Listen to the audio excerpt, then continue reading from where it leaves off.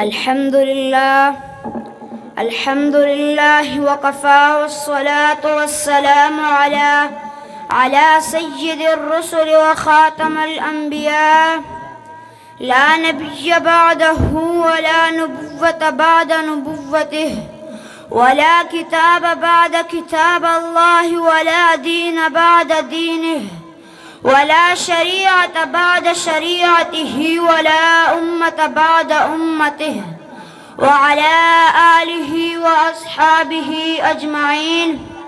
أما بعد، فأعوذ بالله من الشيطان الرجيم. بسم الله الرحمن الرحيم.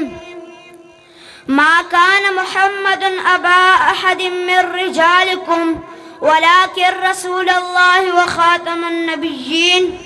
وقال النبي صلى الله عليه وسلم أنه سيكون في أمتي 30 كذابون كلهم يزعم أنه نبي وأنا خاتم النبيين لا نبي بعدي، أو كما قال عليه السلام. حق بات کا ہر وقت ہم اظہار کریں گے، حق بات کا ہر وقت ہم اظہار کریں گے. ممبر نہیں ہوگا تو سردار کریں گے، جبکہ دہن میں ہے زبان سینے میں دل ہے، جبکہ دہن میں ہے زبان سینے میں دل ہے. کاذب کی نبوت کا ہم انکار کریں گے.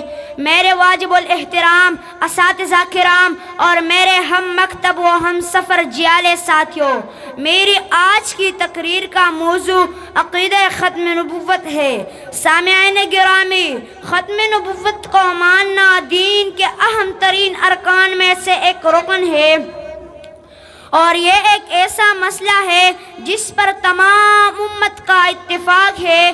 جس طرح خدا کی وحدانیت میں کسی کو شریک کرنے سے انسان کافر ہو جاتا ہے، اسی طرح محمد عربی صلی اللہ علیہ وسلم کی نبوت میں بھی کسی کو شریک کرنے سے انسان دائرہ اسلام سے خارج ہو جاتا ہے. اس لیے کہ قرآن کریم کی 100 آیات، پیغمبر صلی اللہ علیہ وسلم کے 300 فرمودات اور بزرگوں کے تقریباً 1500 ارشادات اس بات پر گواہ ہے کہ محمد عربی صلی اللہ علیہ وسلم کے بعد نبوت کی کرسی پر نہ کوئی آیا ہے اور نہ کوئی آئے گا.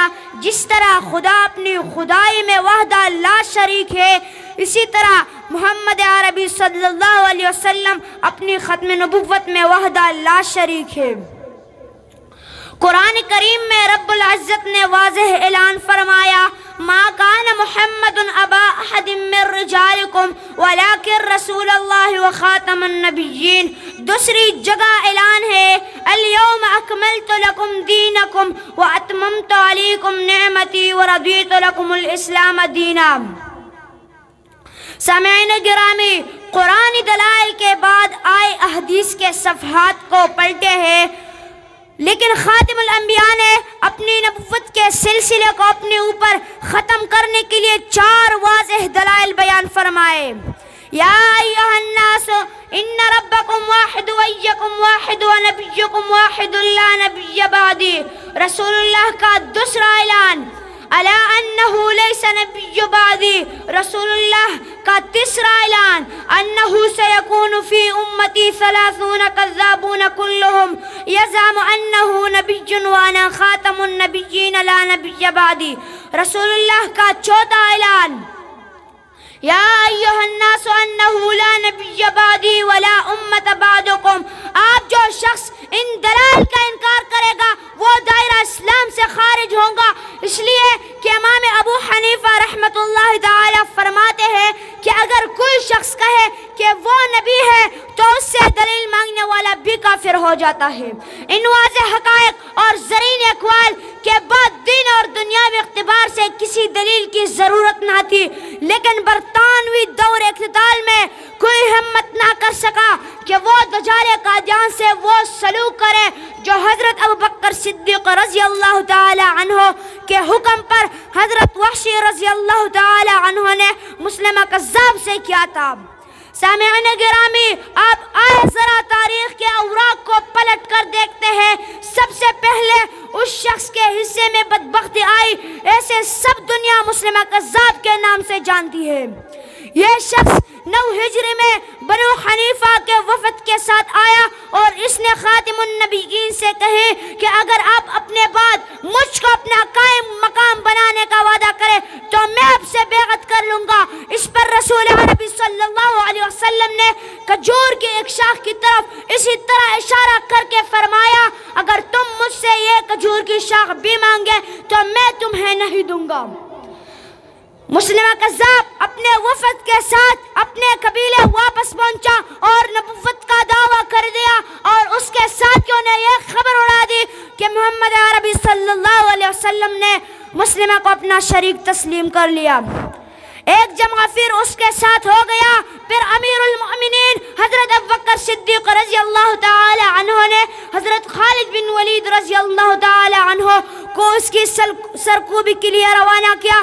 حضرت خالد بن ولید رضی اللہ تعالی عنہ نے اس کے لشکر کو تہو بلا کر رکھ دیا، اور حضرت محمد صلی اللہ علیہ وسلم کے پیارے چچا سید الشہداء حضرت حمزہ رضی اللہ تعالی عنہ کے قاتل حضرت وحشی رضی اللہ تعالی عنہ نے اس کا کام تمام کر دیا۔ اسی طرح ہر دور کے اندر کوئی نہ کوئی جھوٹا کذاب نبوت کا دعویٰ شروع کرتا رہا ہے۔ ان میں سے بعض کو اللہ نے ہدایت کی توفیق نصیب کی اور وہ توبہ طائب ہو کر مسلمان ہو گئے۔ اس کے بعد عصر قریب میں ایک ایسا کذاب انگریزوں کی پشت پناہی میں کھڑا ہوا جس نے کافی خلقت کو گمراہ کیا، لیکن علماء دیوبند کی قربانیوں نے اور غیرت مند قوم کے بیٹوں نے اپنی جانوں کے نذرانے پیش کر کے اس باطل عقائد کو منقاد کیا۔ میرے دوستو، رسول اللہ ہمارے ہیں اور ہم رسول اللہ کے ہیں۔ رسول اللہ نے فرمایا، انا خزوکم من الانبیاء وانتم خزوی من الامم۔ آج کے بعد قسم کرو کہ جب کبھی ناموس رسالت کی حفاظت کی ضرورت پڑے گی تو ہم اپنی جانوں کے نذرانے پیش کرنے سے گریز نہیں کریں گے، اس لیے کہ مسلمانوں کی ایمان کی مثال حضرت سمیہ رضی اللہ تعالی عنہ کی طرح ہونی چاہیے کہ سینے پر پتھر رکھا ہے، ابو جہل خنجر لے کر کھڑا ہوا اور سمیہ رضی اللہ تعالی عنہ کے پاؤں دونٹوں سے باندھ کر رسا کھینچ کر کہنے لگے، سمیہ آپ تو بتا تیرا عقیدہ کیا ہے؟ کہنے لگے، ابو جہل مجھے محمد عربی صلی اللہ علیہ وسلم کی صداقت پر ناز ہے، میں تیری طاقت اور تیری چری سے نہیں ڈرتی۔ مار ابو جہل نے چرا مارا، کہنے لگے، لوگوں گواہ رہنا میں زندہ 2 ٹکڑے ہو کر چیری جا رہی ہوں، لیکن میرے عقیدے میں فرق نہیں آیا، میرا خدا بھی ایک ہے اور میرا مصطفیٰ بھی ایک ہے۔ سامعین گرامی، آخر میں اتنے بات غرض کروں گا کہ آج اس دور میں 2 لاکھ انسانوں کو مرتد بنا دیا گیا۔ اب عصر حاضر میں یہ ذمہ داری ہم پر عائد ہوتی ہے کہ ہم ان لوگوں کا ڈٹ کا مقابلہ کریں گے، اس لیے کہ کل قیامت کے دن رسول اللہ ہم سے سوال کریں گے کہ لاکھوں انسانوں کو مرتد بنا دیا گیا، تم لوگ میرے علم کے وارث تھے، بتاؤ تم لوگوں نے کیا کیا؟ اس لیے آپ وقت ہم سے اس بات کا تقاضا کرتا رہا ہے کہ اپنے علم کو اس پختگی سے حاصل کریں، اس ولول اور عزم سے حاصل کریں کہ دنیا میں جب کبھی تقدیس رسالت صلی اللہ علیہ وسلم کے لیے ہماری ضرورت پڑیں گی تو ہم اپنے علم کے ذریعے سے ان کا توڑ کریں گے، اور جب ہماری اس جان کی ضرورت پڑیں گی تو ہم اپنی جانوں کے نذرانے پیش کرنے سے گریز نہیں کریں گے۔ خدا محفوظ رکھے ہر بلا سے، خدا محفوظ رکھے ہر بلا سے، خصوصاً آج کل کی انبیاء سے۔ وآخر الدعوان الحمدللہ رب العالمین۔